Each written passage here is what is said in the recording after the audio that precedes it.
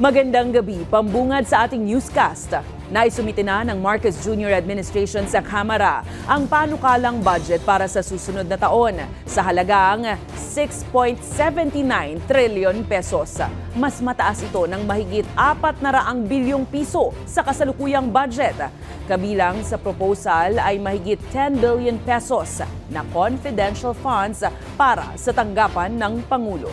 Ang detalye sa balitang A to Z ni Kim Salinas.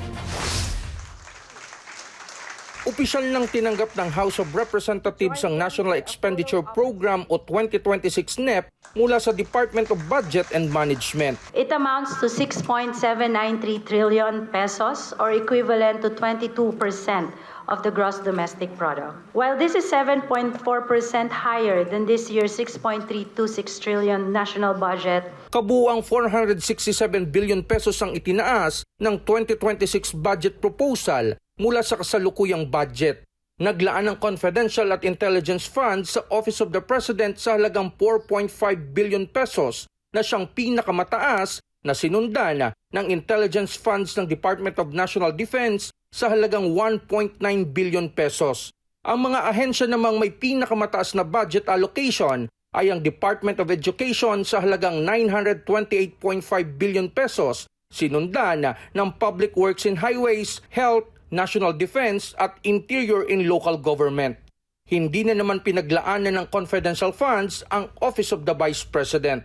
Ayon sa DBM, handa ang gabineteng depensahan sa Kongreso ang 2026 NEP. even as we strengthen the economy and strive to achieve the nation's full potential, we remain committed to reducing the budget deficit. Tiniyak ni House Speaker Martin Romualdez na magiging mas transparent sa publiko ang pagtalakay at deliberasyon sa national budget, kabilang ang bicameral conference. Aniya, aalisin na rin ang mga tinatawag na small committee meetings. We will invite civil society, people's organizations, and the private sector to join budget hearings. Ang pambansang budget ay hindi pag-aari ng mga politiko. Ito ay pera ng bawat Pilipinong nagbabayad ng buwis. Sa nagdaang State of the Nation address, binalaan ni Pangulong Ferdinand Marcos Jr. ang mga mambabatas laban sa anumang budget insertions.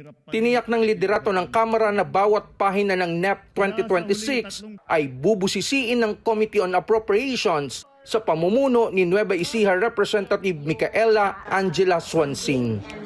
Para sa Balitang A to Z, Kim Salinas.